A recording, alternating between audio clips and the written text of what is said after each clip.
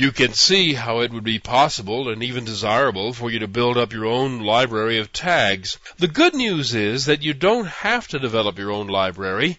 They're available for you for free from the Jakarta project of Apache, and there are several different tag libraries. There are different categories of libraries. The sandbox category is a set of libraries that are in constant development. There are a number of libraries that are supported and released and ready to be used. Each one covers a specific area. For example, there is a date and time library, a logging library that allows you to add logging to your web pages, a string manipulation library, and several others. But the main library is the JSTL, the Java Standard Tag Library. There are many ways of downloading the software and the documentation. You can explore this site and download just the parts you want, or you can download the whole thing. For the examples I'm about to show you, I didn't download anything. I found the Standard Tag Library in a jar file and a TLD file for it in the J2EE download and just used that. But there are always newer versions of the libraries, so if you're going to be producing websites, you may want to study this site and keep up with the latest. First, let me show you a JSP page that uses a standard tag.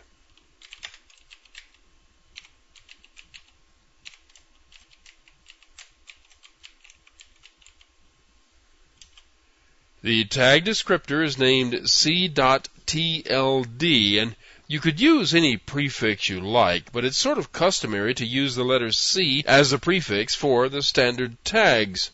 Now, this simple example uses a tag named out to output a single line of text and surround it by some HTML tags. I know that's a simple demo page, but this is just to show you the fundamental structure. I also created a live directory to hold the standard jar file, the one of the standard library. If you have more than one jar file, you'll need to put them all in one place, and Ant will handle them for you all at once. Now, let me show you the descriptor file.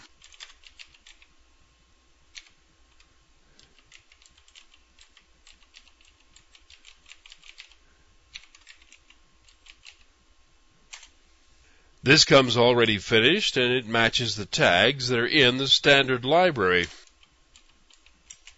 Here's the tag that's being used in this page.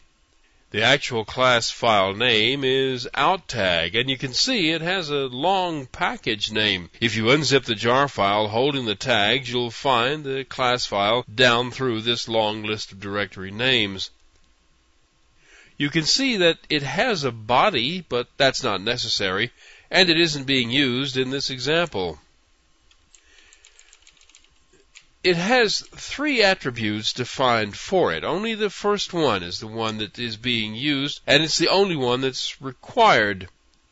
As you can see with the standard tag library, you need to get the documentation so you can see what you've got and how to use it. And of course, it's open source, so you can also get a copy of the source if you want that too.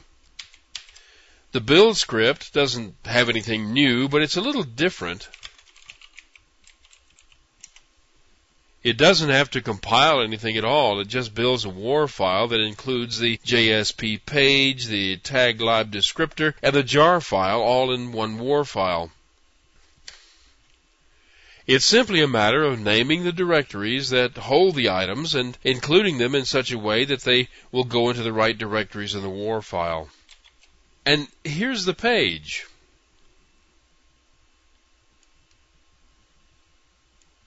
Surprise! The HTML tags came out as display instead of formatting the text. That's because the out tag puts everything out the same way it goes in. Look at the source. The less than and greater than signs were all converted from the form needed for display, and they were unchanged in the HTML displayed page.